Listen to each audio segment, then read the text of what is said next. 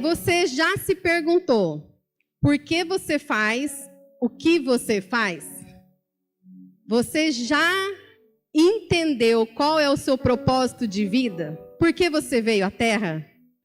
Esse negócio de propósito, ele meio que martela na nossa cabeça, porque desde quando nós somos criancinhas, as pessoas ficam perguntando: o que você vai ser quando crescer? O que você vai ser quando crescer? E parece que a gente tem que saber o que a gente vai ser, né? E aí a gente vai caminhando na vida e às vezes não sai como aquilo que você desejava, e aí você começa a se frustrar. E já começam a ficar naquela angústia de que eu não sirvo para nada, eu não sei o que eu vou fazer, por que eu existo, e aí a gente pode até entrar numa crise de existência. E eu tenho esse versículo que eu vou falar agora não é o versículo base da pregação, tá? Mas eu quero colocar para vocês dois versículos que muito me impactam e me ajudam na minha caminhada cristã. O primeiro está lá em 1 Coríntios 10, 31.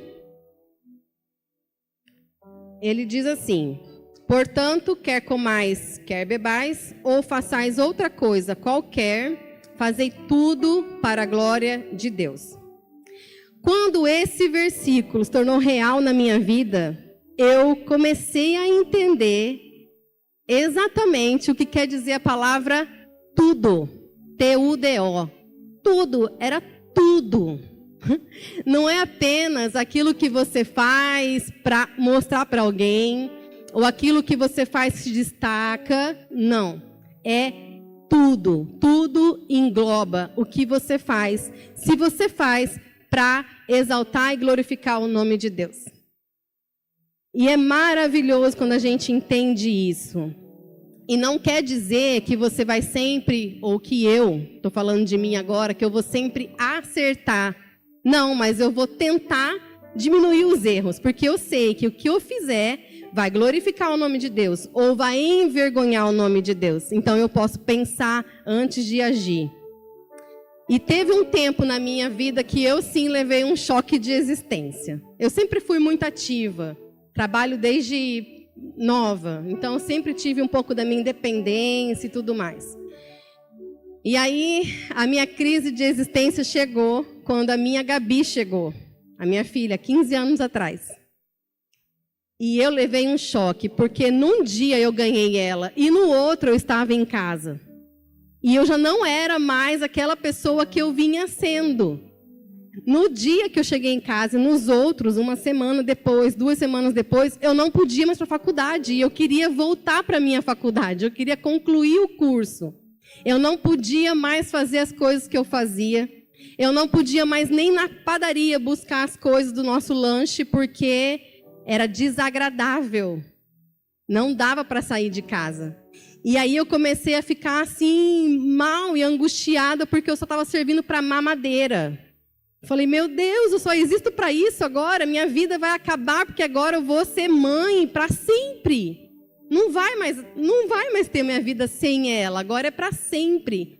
Então, naquele momento, eu surtei. Só eu que surtei como mãe? Meu Deus, só eu que surtei. A gente leva um choque, porque a gente não está preparada a tal ponto da nossa vida girar totalmente. A gente sabe, né, que tem lá os trabalhos com criança e tal, mas de repente, assim, eu levei um choque. Mas não demorou muito. Depois eu já entendi, já consegui ir para a faculdade, aos poucos, levava a bebê comigo, levava alguém para me ajudar com ela, geralmente a minha mãe. Mas eu comecei a voltar às minhas atividades. Mas eu tive que escolher maternidade ou outras atividades. E eu escolhi a maternidade. Porque eu entendi que tudo que eu fizer glorificava o nome de Deus. E naquele momento, a minha filha era mais importante que outras coisas. E aí, quando a gente entende o que é ser missionário e o que é fazer missões, isso fica mais fácil. Porque naquele momento eu estava fazendo missão de cuidar de uma vida. Uma vida que Deus me presenteou e que ela dependia de mim completamente. Para que hoje com 15 anos e até mais nova, com 8 anos de idade, ela já deu os seus frutos. Ela ministrou na vida de uma prima, falou de Jesus e elas se batizaram juntas com 9 anos, se não me engano. Então, ela já está dando os frutos dela. E eu faço parte dessa missão com ela, porque eu estava ali ajudando. E o outro versículo, que se tornou, que na verdade é um rema para a nossa família, né? Está lá em Colossenses 3:23. Quem já nos acompanha há mais tempo sabe que esse é o versículo da nossa família. Tudo quanto fizerdes, fazei de todo o coração, como para o Senhor e não para os homens. Novamente aqui a palavra tudo aparece para mim. E ela significa tudo. Tudo que eu fizer é para Deus. Muitas vezes a gente faz alguma coisa para alguém esperando aquilo voltar para você. E se volta com ingratidão, você fica remoendo. Mas se voltou com ingratidão, não era para você ingratidão, era para Deus. Se voltou com gratidão, também não era para você, era para Deus. Porque tudo que você faz é para o Senhor. É como se fosse para o Senhor. Se eu limpo um banheiro da minha casa, é para meu Deus. Mas a minha família também vai receber isso. Então a gente não pode selecionar aquilo que eu vou fazer para Deus, aquilo que eu vou fazer para outra pessoa, aquilo que eu vou fazer para um lugar e para outro lugar. Não devemos, porque tudo é para o Senhor. E aí sim eu vou entrar no tema de hoje. O tema de hoje se chama Missões e as variadas formas de se fazer. Qual é a sua? Texto base. Está lá em Lucas, capítulo 4, versículo 18 e 19.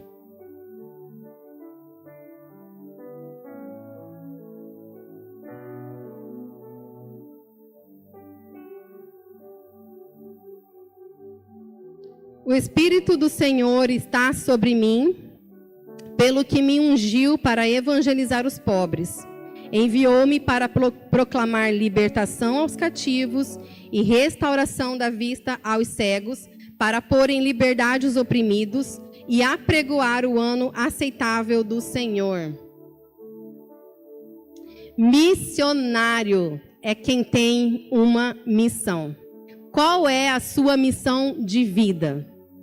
E qual é as missões que Deus tem colocado durante a sua vida? Para fazer missões, nós não precisamos receber certificado, nós não precisamos estar em tempo integral na obra, mas nós precisamos aceitar nosso Jesus Cristo como nosso único e suficiente Salvador. Isso basta para que você se torne um missionário.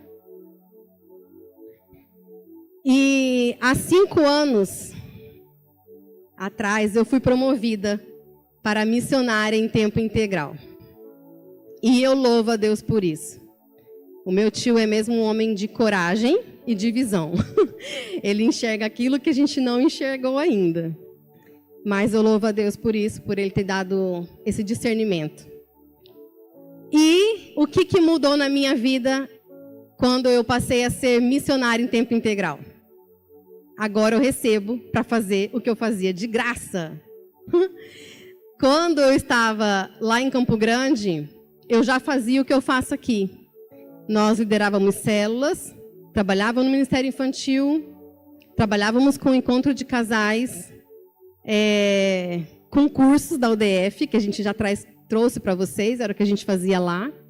Além disso, eu tinha meu trabalho secular. E em todo o tempo, eu não desistia. E era uma correria. Mas a gente deu conta. Nós conseguimos, era uma loucura santa, mas é gratificante ver família sendo restaurada, vendo crianças crescendo nos caminhos do Senhor, e não tem preço que pague. Então, quando eu ainda não era missionária em tempo integral, e tinha as conferências missionárias, eu ouvia as histórias dos missionários, até que me impactava um pouco, assim. Eu ficava, nossa, que trabalho difícil. vamos ajudar e tal, né? Eu tinha isso. Mas eu não conseguia sentir a fundo o que eles estavam dizendo. Mas, tudo bem, a gente ajuda, né? Com aquilo que a gente pode. Hoje, que eu estou do lado de cá, como missionária integral, eu já entendo quando as pessoas falam que missionário é louco. Eu entendo isso. Missionário é tudo meio piradinho das ideias, né? Porque eles sabem que podem confiar no Senhor, que o Senhor vai fazer. Mas a gente tem cada ideia mirabolante. E hoje eu entendo também, quando a gente conversa com os missionários, quando eles falam que se sentem sozinhos, quando as coisas estão difíceis, mas eles estão com um sorrisão no rosto. Eu entendo isso agora. Agora eu consigo entender o que eu não conseguia. Mas é normal. O missionário, ele tem uns sentimentos um pouco diferenciados. Missionário integral, que eu estou dizendo. Quando a gente está na obra mesmo, à frente do campo de batalha, é alguma coisa muito diferente. Mas se alguém me perguntar hoje, se eu quero voltar aquilo que eu fazia antes, não ser mais missionária em tempo integral, eu vou dizer que não. Eu prefiro ficar nessa vida louca aqui, nessa adrenalina que Deus nos coloca, porque é algo muito gostoso. É algo maravilhoso ver o agir de Deus, contemplar os milagres dele bem de pertinho, dia após dia. Eu permaneço como missionária integral. E a parte boa é que em missões, cada um de nós temos o nosso chamado e a nossa vocação. E sempre tem um lugar especial para você se encaixar. Então, é algo maravilhoso, porque Deus não desperdiça nada. Tudo que você tem, Ele vai usar. Então, nunca diga para o Senhor que você não tem nada para ofertar. Muitas vezes eu não tinha nada para ofertar. E eu falava nas minhas orações: Senhor, se eu tivesse dinheiro eu te dava, mas eu não tenho hoje. Então eu te oferto o meu coração, eu te oferto a minha vida. E foram vários anos eu orando assim. E aí eu nem sabia, né, que ia se concretizar a minha vida realmente servindo ao Senhor em tempo integral. Então, não diga que você não tem nada, porque você já tem aquilo que Deus te deu. Só devemos ofertar ao Senhor, amém? E eu separei aqui alguns exemplos de missionários. E vou passar meio rapidinho por eles por conta do nosso tempo. Missionários em tempo da nossa Bíblia, aliás. Mas antes disso, eu quero fazer uma analogia com vocês com relação à tecnologia. Tecnologia é essa que tanto nos abençoa, como hoje estamos sendo, todos os domingos, aliás, abençoados pela equipe da mídia, que todos os domingos tem a transmissão do culto, e muitas pessoas que não estão conosco aqui fisicamente podem nos acompanhar. E a tecnologia é uma bênção, né? A gente agiliza a nossa vida, facilita o nosso dia a dia. E dentro da tecnologia tem uma parte que me chama muito a atenção, que é o que se chama pixel. Pixel é a menor partícula de uma imagem. Todas as imagens para serem projetadas, ou imagem do seu celular, na televisão, no computador, ou sei lá que seja, ela é feita a partir de um pixel. E aí, você é um pixel. Você é um pixel da imagem de Cristo aqui na Terra. Então, todos nós juntos colaboramos para que Cristo seja visto em outras vidas. Amém? Então, não se esqueça. O que você é? Um pixel. Você é o pixel na imagem de Cristo na Terra. E esse pixel se traduz na sua missão de vida, aquilo que você faz. E a gente vai analisar um pouquinho alguns pixels missionários na Bíblia e as várias formas que eles tiveram de fazer missões.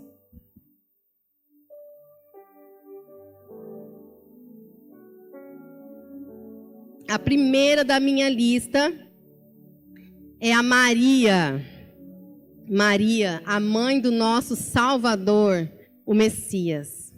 Maria, ela carregou em seu ventre aquele que era o Verbo, a própria palavra. Que dádiva, que maravilha.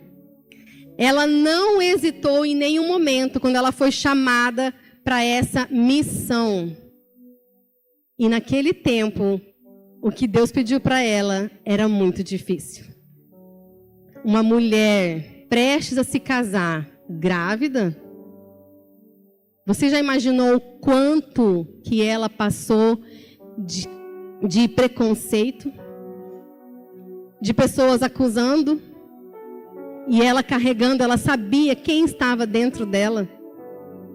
E quantas vezes nós também suportamos uma missão onde as pessoas não entendem o que você está fazendo, mas preferem julgar, acusar e não entender qual é a missão que você está fazendo. Maria então carregou aquela criança. Ela abriu mão da sua vida e enfrentou as dificuldades para que fosse gerado dentro dela o nosso Salvador. Amém? É uma linda missão. Ela cumpriu o chamado dela. Ela foi escolhida de Deus e ela não deu um passo para trás. Ela disse sim para o Senhor. E isso nos mostra o quanto nós, mães, somos importantes na vida de alguém. É uma linda missão. Infelizmente, o diabo tem desvirtuado essa missão da maternidade. Não somente eu, mas eu conversei com muitas mães, amigas da minha filha Gabi na época. E quando a gente se torna mãe e fica naquela função da maternidade, parece que nós nos tornamos inúteis, que nós não temos mais nada para oferecer. E isso é uma mentira que o diabo tem colocado na nossa sociedade. Porque ser mãe é algo especial. Você está gerando alguém em nome do Senhor. Você está cuidando de um tesouro que Deus deixou para você. E então eu também pude ver na minha vida o quanto é maravilhoso ser mãe. E eu pude acompanhar as fases das minhas filhas, da Gabi e da Valentina. Eu ainda acompanho. E é um ministério valioso. É desafiador, mas é muito gratificante. E desde então, quando a Gabi nasceu, eu assumi essa missão de maternidade. E eu espero que seja assim até os últimos dias da minha vida.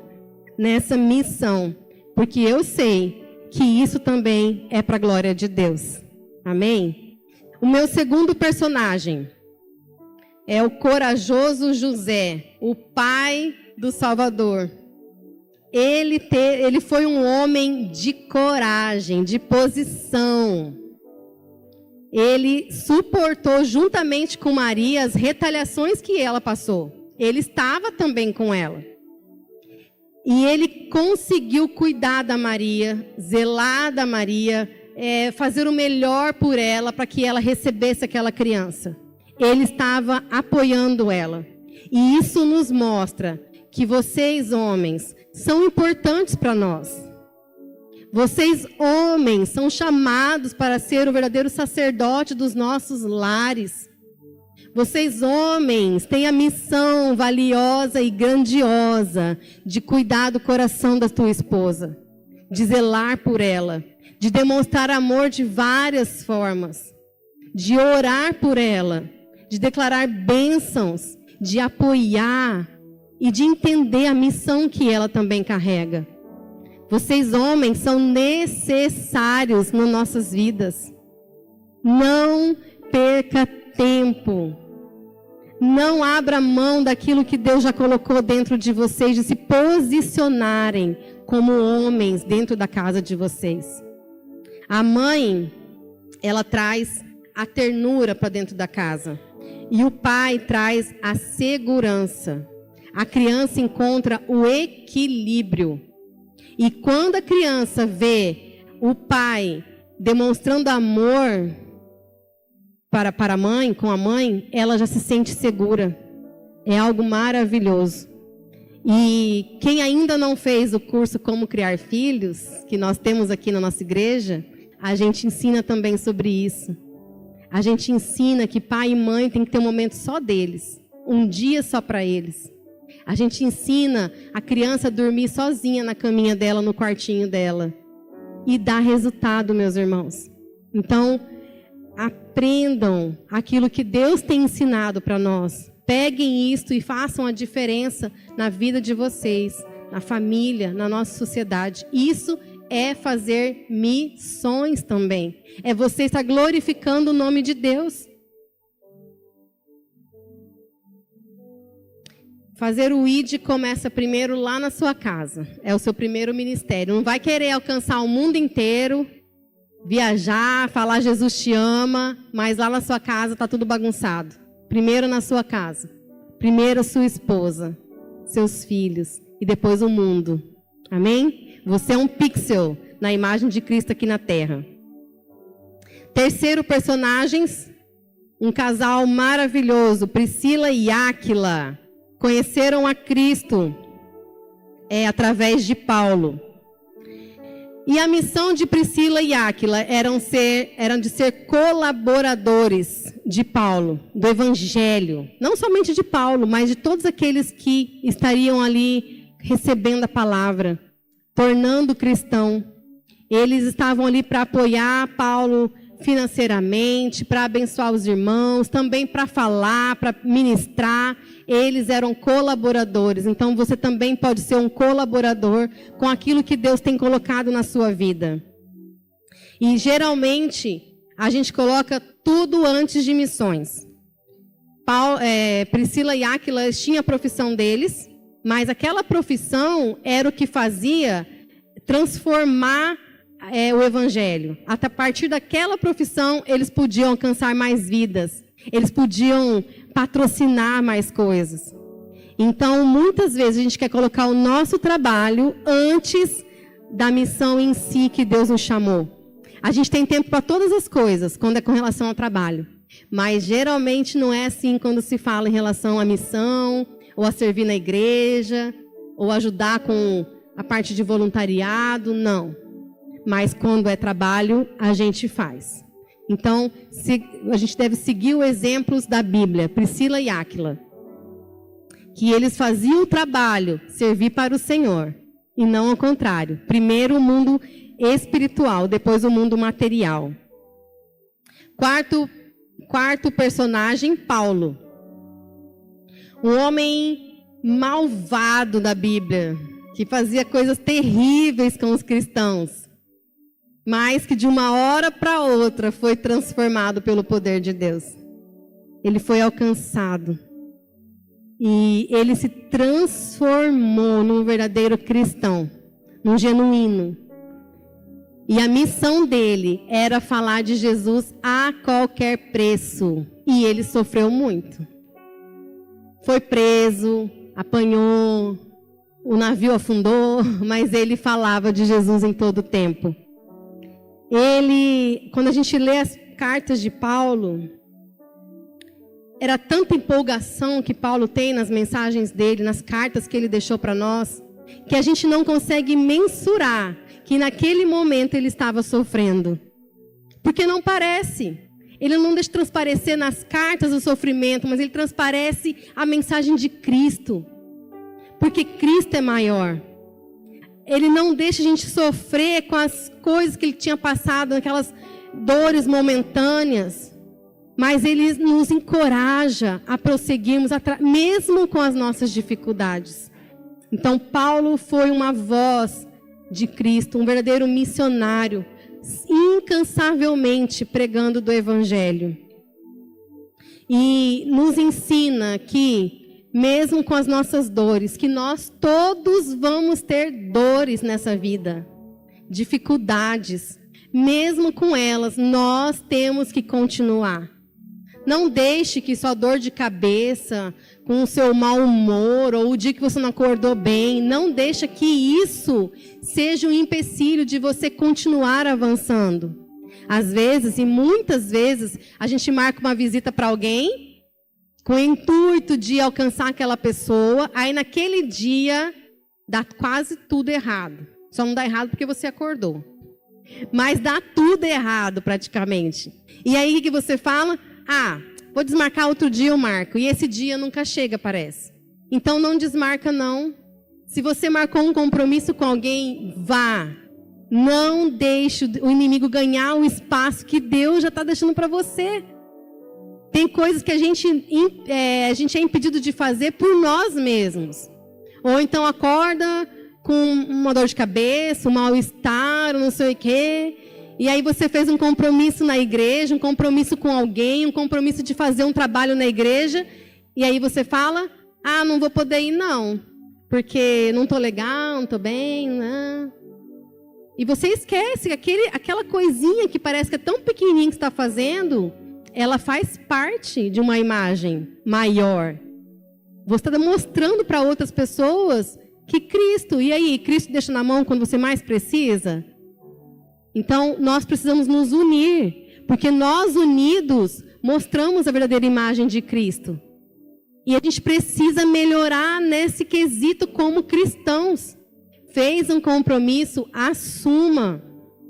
Então não vou fazer, porque não posso desistir. Não, faça o compromisso e cumpra aquilo que você fez. A igreja precisa se movimentar. A igreja precisa mostrar a missão do Senhor aqui na terra. E nós somos a igreja. Somos o corpo de Cristo. Não desanime. O quinto é o Barnabé. Ele não é muito comentado, mas eu gosto muito desse personagem da Bíblia. O nome dele mesmo era José, mas foram os discípulos que deram esse nome, apelidaram ele de Barnabé, como está lá em Atos 4:36. E esse nome Barnabé significa filho da consolação. O Barnabé é aquele irmão que motiva.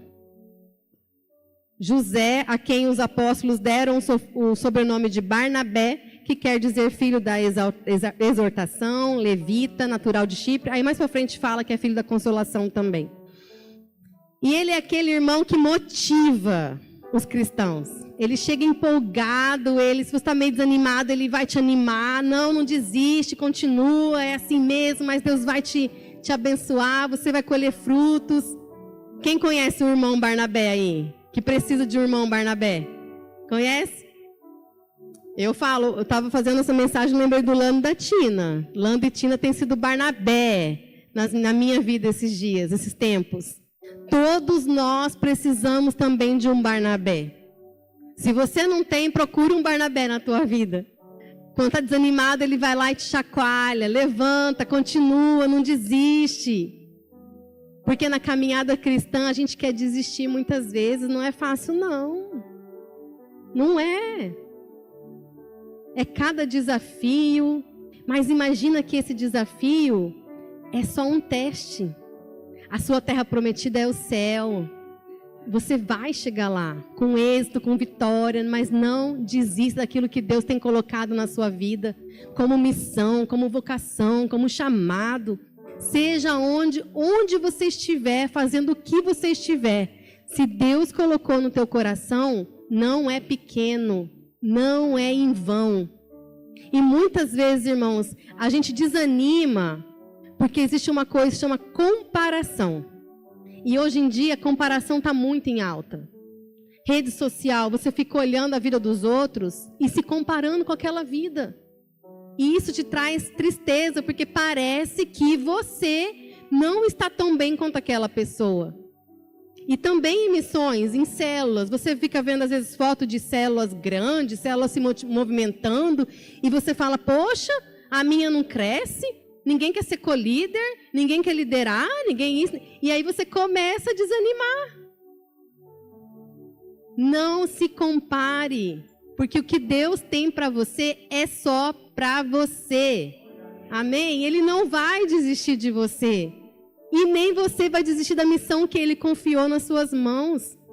Cada vida importa, cada pessoa. Imagine que você ministra para uma filha, uma pessoa. Mas essa pessoa transforma a família dela, a geração dela. Então não é só uma pessoa. Olhe para o futuro, não desanime, persista, continue. Amém? Isso é missão e é para a glória de Deus. Nós temos várias formas de fazer missão. E por fim, o nosso maior exemplo, o nosso Salvador, o Messias, o Yahvé, Yeshua HaMashiach, Ele é o nosso exemplo de missionário, o maior dos exemplos. Ele veio com a missão de suportar todos os pecados, de morrer por você, para que você tenha vida eterna, para que você tenha vida em abundância aqui na terra. E vida em abundância é vida por completo, é alegria, é felicidade, é prosperidade, não somente material, mas prosperidade em todas as áreas, na saúde, na família, com os amigos. Isso é viver uma vida em abundância, como Jesus fez por nós. Em determinado momento, Jesus também, como um missionário, se sentiu sozinho. Ele tinha sempre aquele monte de gente acompanhando ele. E quando ele foi para o Getsemane, ele levou os seus discípulos. Para mais um pouquinho afastado, onde ele iria orar, ele levou 3 discípulos com ele. Pedro, Tiago e João. Ali ele escolheu 3 homens que supostamente iria suportar com ele o momento de maior angústia da sua vida missionária na terra. Vamos ler lá em Mateus 26, 38. Diz assim: a minha alma está profundamente triste até a morte. Ficai aqui e vigiai comigo. Ele estava pedindo ajuda para os seus discípulos. Quantas vezes nós, líderes, pedimos ajuda para os nossos discípulos também? Quantas vezes você, líder, não pode pedir ajuda porque vão achar que você é um fraco e você quer suportar aquilo sozinho? Jesus pediu ajuda no momento de maior angústia naquele Getsemane. Mas ele não teve essa ajuda. Ele voltou e encontrou os seus discípulos escolhidos a dedo, dormindo. E ele falou: poxa, vocês não podem 1 hora e tal. Ele sempre ficou chateado. Eu ficaria. E aí ele volta de novo lá para a sua angústia, para a sua oração, para o seu sofrimento. E aí ele vai lá ver os discípulos, achando que melhorou, né? Dormindo. A missão de Jesus era só dele. A angústia era só ele que sentia. Então os discípulos não eram movidos a estarem orando porque eles não estavam sentindo aquela mesma angústia. E quantas vezes você também e eu também não consigo mencionar e dimensionar a angústia de um irmão, porque é ele que está passando e não sou eu? E aí por isso você muitas vezes não estende as mãos. Você nem ora.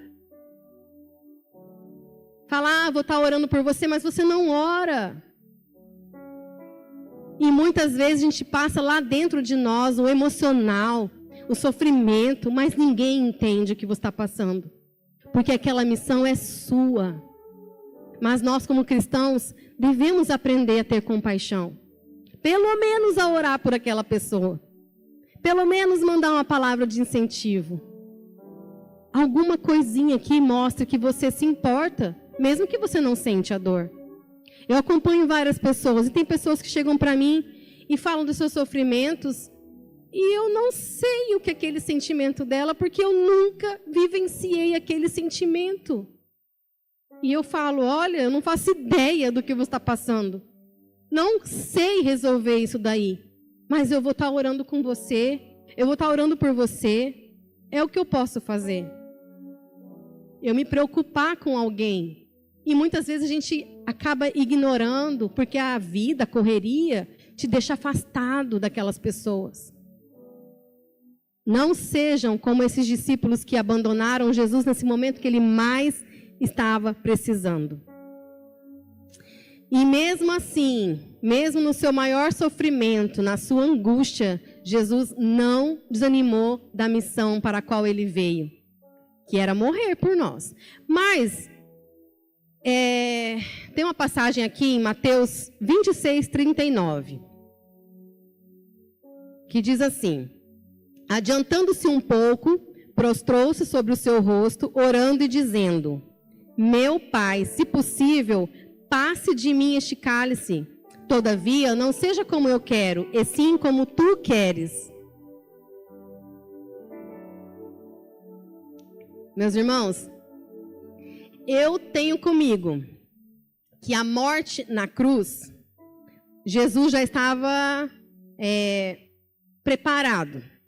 Ele já veio com essa missão. E ele falava para os discípulos, vai morrer, vai ressuscitar no terceiro dia e tal. Então ele já vinha falando sobre essa morte.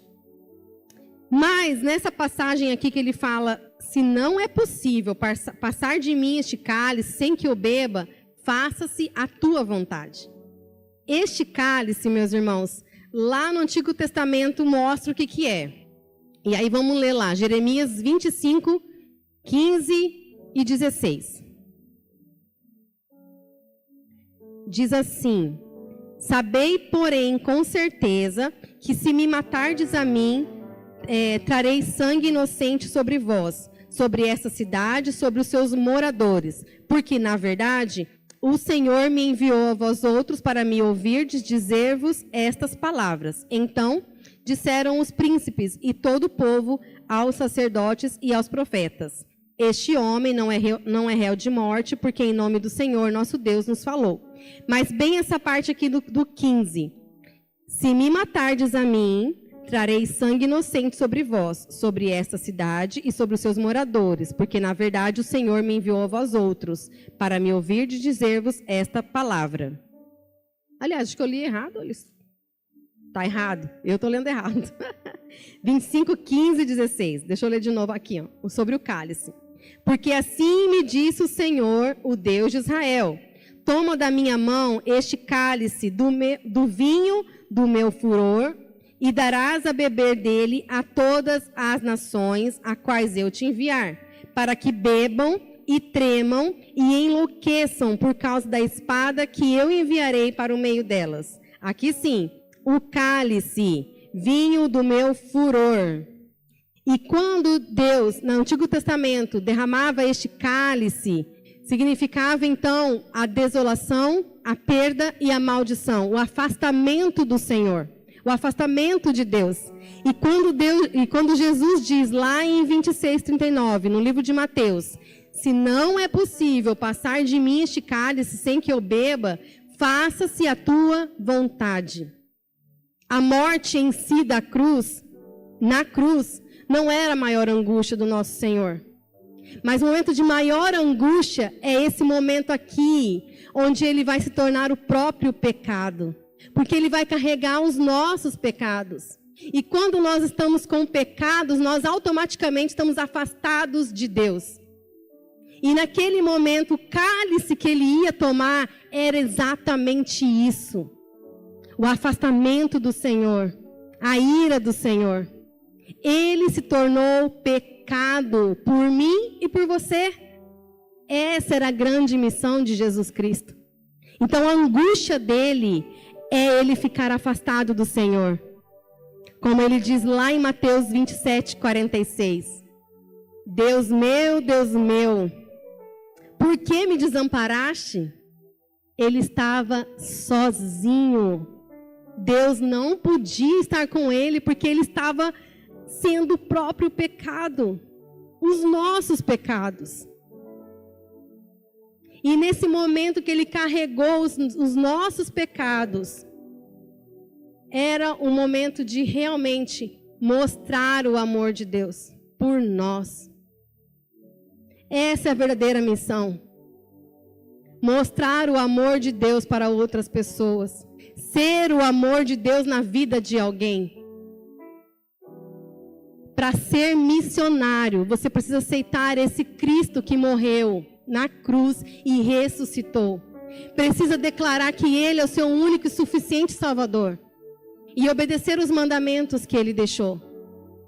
Somente isto. E você vai transformar a sua vida e vida de outras pessoas. Fazer missões não tem a ver com fazer mais e melhor. Tem a ver com fazer aquilo que Deus te mandou fazer. Isso é ser missionário. É levar a palavra. É aquilo que nós lemos no nosso texto base. O Espírito do Senhor está sobre mim, pelo que me ungiu para evangelizar os pobres. Enviou-me para proclamar libertação aos cativos, restauração da vista aos cegos, para pôr em liberdade os oprimidos e apregoar o ano aceitável do Senhor. É para isso que Jesus Cristo morreu por você. E Ele não desistiu, mesmo que fosse o maior sofrimento viver longe do Pai. Ele já esteve longe do Pai para que você estivesse próximo do Pai. O véu se rasgou e você tem livre acesso com o nosso Senhor. Você não precisa viver em pecado, porque você agora pode pedir perdão a qualquer momento. Você errando, você pode pedir perdão e tentar consertar aquilo que está errado. Você pode se aproximar de Deus todos os momentos, porque Jesus já pagou o preço da maior angústia, que é viver longe do nosso Senhor. E por isso, você é um pixel da imagem de Cristo aqui na terra. Você precisa mostrar Jesus onde você estiver, com quem você estiver e da forma que Ele te deu. Muitas vezes, irmãos, a gente quer fazer missões pensando em algo grandioso. Mas comece com o que você tem. O princípio lá da viúva, comece com o que você tem. Deus te deu uma vida para você cuidar, cuide daquela vida. Não negligencie aquela vida. Te deu uma célula, cuide daquela célula. Vai haver muitos obstáculos, muitos. Mas não desista nenhuma vez. Toda vez que você desiste, você deixa uma imagem errada de Cristo. A pessoa fica com o coração ferido, machucado. E para restaurar é muito demorado. Vai haver, sim, muitas vezes retaliações, muitas vezes vai haver discussões. Mas precisamos ter maturidade como cristãos, de pedir perdão, de reconhecer os nossos erros e de perdoar de verdade, amando. Imagina se Deus, Jesus Cristo, naquela hora da maior angústia dele, que pediu ajuda para os seus 3 discípulos, se ele ficasse magoado, entristecido com aqueles homens, já não ia cumprir a missão. Ele foi para frente, a missão é minha, eu tenho que aguentar isso aqui. E eu vou aguentar, e ele aguentou. Pedro errou mais uma vez com ele. Pedro negou. Mas Jesus é eternamente amor. Amou Pedro. E ele disse: Pedro, tu me amas 3 vezes. Apacenta as minhas ovelhas. E muitas vezes a gente erra e a gente não é perdoado de verdade. Muitas vezes você está sofrendo, mas as pessoas não entendem o seu sofrimento. Mas precisamos mudar atitudes como cristãos genuínos e verdadeiros. Perdoem, amem, dê nova chance como Jesus deu para Pedro. Cuide das minhas ovelhas. A nossa missão é cuidar de vidas, cuidar do coração e levar elas para mais perto de Cristo. Amém?